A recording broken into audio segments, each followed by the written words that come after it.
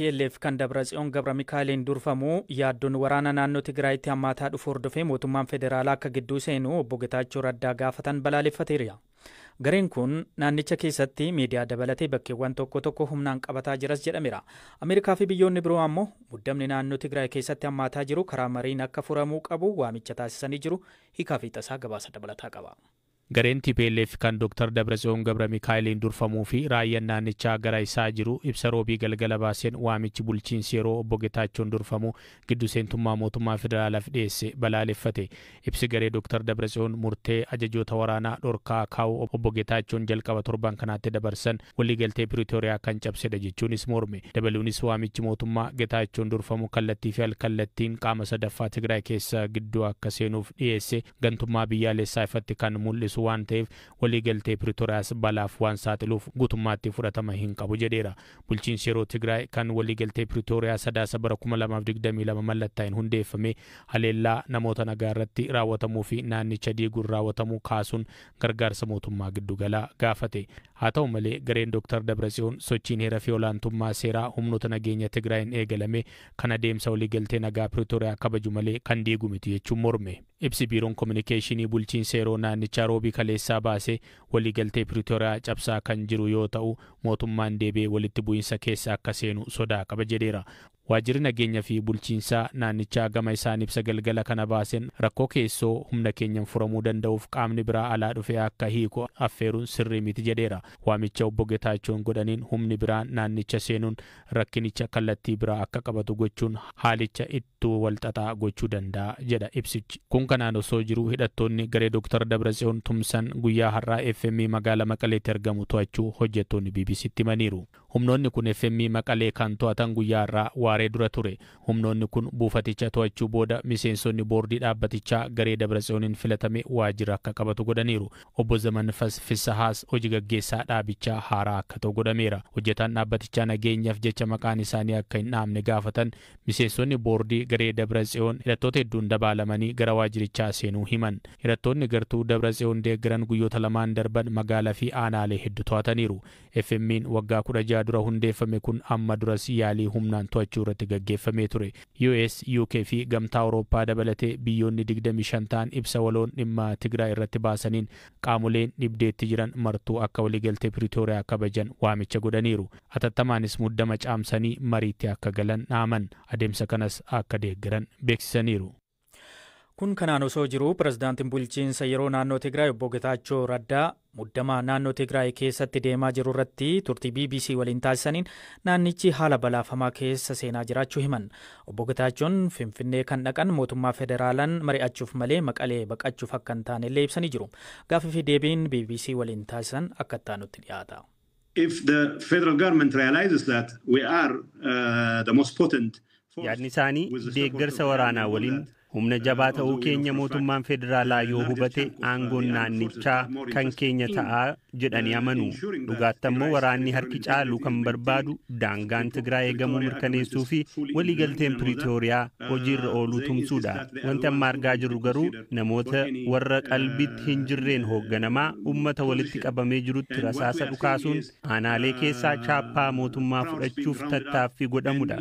Kanaaf wanti isaa magaalota to'achuu osoo hin taane jeequ.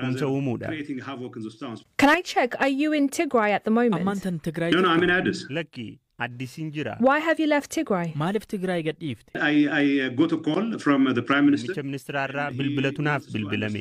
Haalicha hubachuuf ani akkan ibsuuf na barbaade. Ani immoo carraadhuma kanaan ministeera muummichaa waliin mari'achuu qofa osoo hin taane ambaasaaddoroota biyyoota torbaa waliin dubbachuutti jira.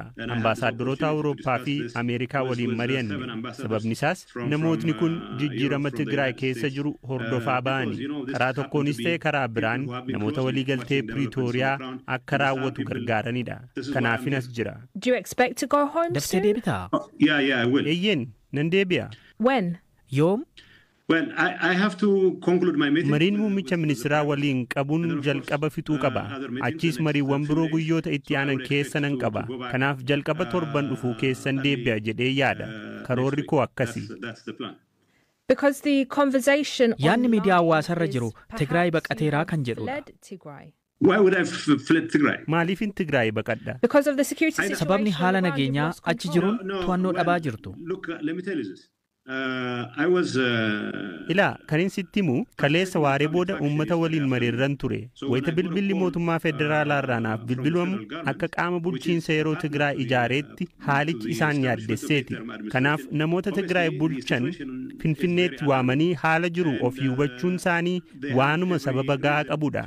Kanaaf anis garas deemuun kiyya guutummaatti sirriidha. Gareen murna TPLF kanaan jeequmsa uumuuf bobbaafame kaayyoon isaanii uummata keessa burjaajii uumuun warri naannicha keessatti jijjiirama fiduu hawwan akka abdii kamuu hin qabaanne gochuudha. Wanti gochuu barbaadan namootni jijjiirama Tigraay saffisiisuu hawwan ana dabalatee Tigraay baqataniiru isa jedhu barbaadu. What does that support look like? How would you like them to intervene? Do you see federal forces coming in? Deeggarsi barbaadan kan akkamiiti? Waraanni mootummaa isin gargaaru akka duuludha? Look, I don't think Ilaa deeggarsi inni gaariin mootummaan federaalaa gochuu qabu loltoota erguudha jedhee hin yaadu. Ammoo bu'uura waliigaltee Pretooriyaan mootummaan federaalaa loltoota duulchisuuf hayyama qaba. Daangaa Itoophiyaa kabachiisuuf mirga akkasii qaba. Haala Eertiraa waliin jiru fa'a keessatti. Deeggarsi nuti barbaannu mootummaan yeroo Tigraay TPLF qofaan osoo hin taane mootummaa federaalaatiinis kan hundaa'e waan ta'eef giddu seentummaan isaa loltoota duulchisuun qofa osoo hin taane qaamoleen jeequmsa uuman kun hiree qalbii isaaniitti deebi'uu haala kamiinuu akka argatan gochuudhaani. Obbo Getaachoon guyyaa har'aa Finfinnee Hoteela Sharatan irraa miidiyaalee biyya keessaaf ibsa kennaniin haala yeroo Tigraay irraa Eertiraan faayidaa argachuuf akka yaalaa jiru. Artiist Andu'aalam Gosaa du'a kaadhimaa isaa Qananii Addunyaan shakkamee erga to'atamee guyyaa lama booda mana murtii federaalaa dhaddachaa Araadaatti dhiyaachuu abukaatonni isaa obbo Liiban Abdii BBC'tti himaniiru. Poolisiin guyyaa qorannoo dabalataaf guyyaa 14 gaafate manni murtichaa guyyaa qorannoo 13 kennuu fi mirga wabii eeguu fi diduu himaniiru ammayyuu ittaanatu dubbise. Artiist Andu'aalam har'a mana murtii federaalaa dhaddachaa Araadaa dhiyaatee ture. Poolisiin Finfinneetu dhiyeesse. Namni waliin dhiyaate namni biraan dhiyaanne anaaf isatu dhiyaate. Maal jedhame har'a? Qorataan maal jedhaa guyyaa tokko Maggaabitii 7 guyyaa tokko 2017 gara sa'a 10tti hiriyyaan isaa foobii 5 irraa kuftee argamte jedhanii isa waliin waan jiraatuuf waggaa darban lamaaf isa shakkinee to'annoo seeraa jala oolchinee jirra. Kanaafuu fakkii kanaan kaanee qorannoo akka geggeessinuuf guyyaan 14 nufaa kennamu jedhanii gaafatanii haga ammaa ashaaraa kaasuunis ashaaraa kaasuu isaanii askiree mirmaraan akka godhamu hospitaala geessuu isaanii ragaa namaallee sassaabaa akka jiran kana godhaniiru. Amma footogiraafii walii galmee waliin walitti qabsiisuuf ragaa namootaa qaalii fudhachuudhaaf askiree mirmara wuxeetiin immoo haga dhufuuf mirmaraa waan goonuuf guyyaan 14 nufaa kennamu jedhanii gaafatan. Immoo waliin jiraachuu malee gidduu isaaniitti homaa rakkoon akka hin jiraanne guyyaa sanis nagaan oolanii isheen footoo ka'aa innis hiriyoota isaa waliin koonsartiidhaaf qophaa'aa ture. Nagaan oolanii galgala akka seenan gara manaa akka seenan waldhabbiin homaatu jidduu akka hin jirre erga soomiin hiikamee booda jaarsummaa ergee fuudhuudhaaf walii galanii qophiirra akka turan. Kanaafuu gidduu isaaniitti homaa rakkoon waan hin jirreef inni ajjeesuudhaaf mootiivii akka hin qabaanne poolisiin isaan kufteef argamte jedhe malee inni akka kuffise inni akka darbate wanti agarsiise waan hin jirreef haala amma jiruun adde Qananiin of ajjeesuu ishee malee nama biraatiin yookaan immoo maamila kiyyaan du'uun ishee waan hin raggaamne adraashaa gahaa waan qabuuf yeroo barbaadametti dhufuu waan danda'uuf ammas boo'icharra jira gaddarra jira. Kanaafuu bahee gaddasaa akka ibsatu mirga wabii gaafanne amma ajjechaa waan shakkanneef yeroodhaaf mirga wabii isaa hin laallu askireen mirmaraan haa dhufu footograafiinis walitti haa qabatuuti beellama taanutti dhimma waastinaa isaa laallaa jedhanii abbaan seeraa guyyaa 13 beellama nu kennanii bitootessa 17 fi amma sa'a 4tti beellama biraa qabna jechuudha. Guyyaa poolisiin guyyaa 14 qorannoof gaafata keessaa meeqa eeyyaman jechuudha? Guyyaa 13 eeyyaman. Poolisiin ajjechaa isheetiin Andu'aalam shakkuu isaa dubbate dhaddacha irratti? Waliin jiraatu apartimentii waliin jiraatan keessaa kuftee argamte ture. Kanaafuu waanuma waliin jiraataniif qulqulleessuudhaaf isa to'annoo seeraa jala oolchine jedhan malee isatu ajjeese wanti jedhan hin jiru. Du'a isheef isa shakkine hin jenne isa shakkine jechuu jedhanii jiru. Garuu shakkiidha malee haga ammaa inni ajjeesuusaa maasrajjaan agarsiisu haga ammaa hin argamne haga ammaa hin sabsaabamne jedhan. Isheen of ajjeeste malee sababa inni itti ajjeesuuf hin jiru jettanii falmitanii? Nu mirga obeeroo gaafannu namni tokko nama ajjeesuudhaaf mootiivii qabaachuu qaba. Isatu darbatee gati kuffise yoo kan jedhamus ta'e mootiiviin jiraachuu qaba. Mootiiviin immoo inni ishee ajjeesuudhaaf isa geessisu hin jiru. Nagaa oolanii nagaa jiru. Erga tsoomni hiikamee booda. Ashama kabajamtoota daawwattoota keenya akkuma oduu bifti afaan Oromoon dhaggeeffattan torbee kana dubbii ijoo fi ajandaa kan ta'ee jiru. Dubbii ijoo fi ajandaa kan ta'ee jiru kun shanyii hoogganaa obbo Jiddu Galeessaa kan ture Sanyii Nagaasaa akkuma beekamu mootummaan PPT bitamee waan tureef battalumaa hoogganaa Jiddu Galeessaa kun Sanyiin kun bitamee hoogganaa PPT'n maallaqa guddaa kan namee fi doolaara maallaqa miliyoona 2.3 jedhama. Sanii fi Finfinnee isaallee lafa kana yaanii bitamee ture.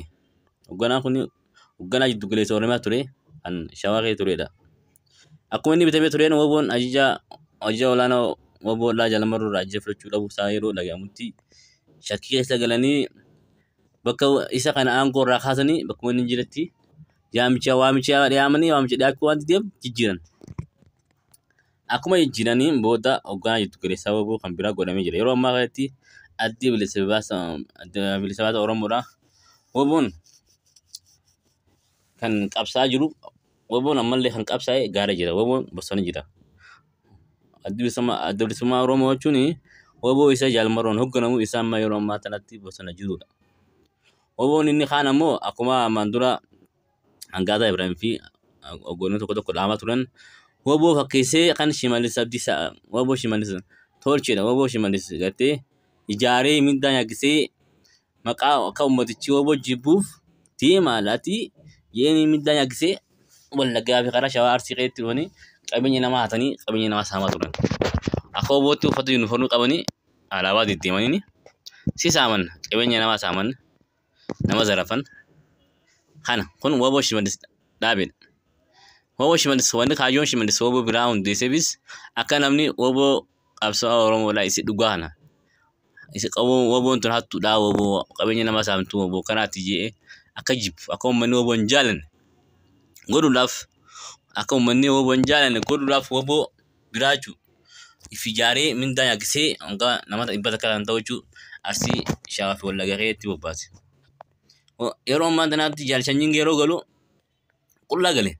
Sanyiin nama 2-3 qofa eegduu waardiyaatii nama 2-3 malee inni akka jirutti woboon kan garaagaltee karaa ajajaa jaalmarootiin garaagaltee hoogganaa biraa qabdi.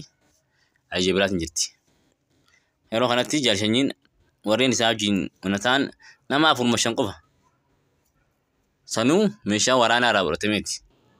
Biyya kunoo hoogganaa Jiddu Galeessaa Sanyii Nagaasaa mee kunoo qawweedhaan maan deemin hidhannoo maan galchin qawwee meeshaa gurguddoo qabdu maan galchisin mee woboo maan galti sunuu qawwee woboo meeshaa agarsiise galtee jirti qawwee takka dhuqii meeshaa harka kaanitti kan footootti kaa'aa jiran kun ajandaa uummata Oromoo ittiin burjaajisuudhaaf yookaan qabsoo Oromoodhaan bilisummaa Oromootaan warra gaarii jiran kana hamilee cabsuudhaan akka waan woboon galtee fakkeessanii akka uummatichi wobootaan jibbu godhuudhaaf shira xamaa jiru. Kanaaf woboon marii jira injifannoo kan uummata Oromootti.